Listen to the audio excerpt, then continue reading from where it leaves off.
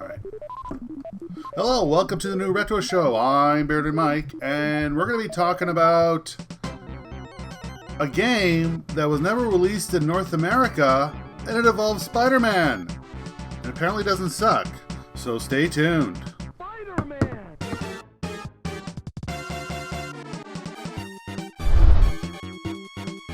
So right now we're going to be talking about Spider-Man, The Amazing Spider-Man Lethal Foes. A game that was never released out in North America. So let's take a look. And right now I'm going to point out I'm putting this on easy mode. Because it's a really, you know what, I think I know why it was never released in North America. Because it's friggin' hard. But then, you know, maybe I'm just complaining. So the game starts off as you rushing to meet Mary Jane on a date, and of course you're late being Spider-Man. So on the way on to Mary Jane's date, of course, his spider sense is tingling, and he has to investigate because we all know the saying. No, with great mustache comes great responsibility. I think that's how it goes. Released in 1995, the game was actually based off a storyline that Marvel Comics used in 93 called the Lethal Foes of Spider-Man.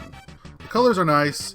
You know, Spider-Man behaves like the way Spider-Man. I just have to get used to it because I'm not using the actual Super Nintendo controller, and I'll probably play a lot better if I use the controller.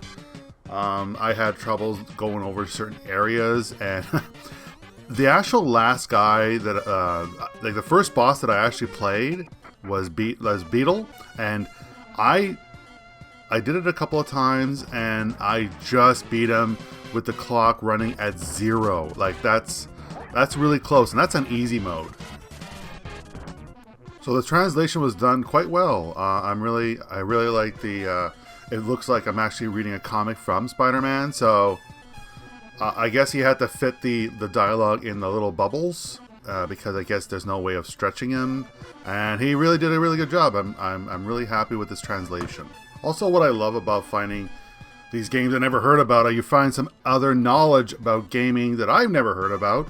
Apparently, additional content was unlocked by scanning barcodes with Barcode Batter 2. Barcode Batter 2 was some kind of basically you would read barcodes and you would get more content, and also it was a battling system that was only available and very popular in Japan, and we never got that here. I think it was released out in the States, but it never caught on, which is a shame. The music's okay. It's nothing I want to, rip and put it on my iPod or anything like that, but it does the job. And if you want to listen to the music, there is a cheat code out there that you can actually enter, and you can actually use the soundboard. I'll put the cheat code right here if you want to take a look at it. Other than that, it does the job. My personal favorite is the original music from the original TV show of Spider-Man, and I think it's in the 60s. Always interested in translations. This is probably not as difficult as, say, an RPG. Like, you're talking years and years of work for an RPG, so I'm glad that somebody else translated it. Do you need translation? No, not to actually enjoy the gameplay, but it's kind of nice what they want to say, and actually playing the game without the translation would be fine. I haven't found this game on eBay. Maybe at that time when I did a search there was nothing on sale, but I'm suspecting it's kind of expensive. Very challenging game. I would recommend it only if you're a big Spider-Man fan or want a challenge, or if you're sick of the other, I think 4 other Spider-Man games were released in North America. I think it's worth it.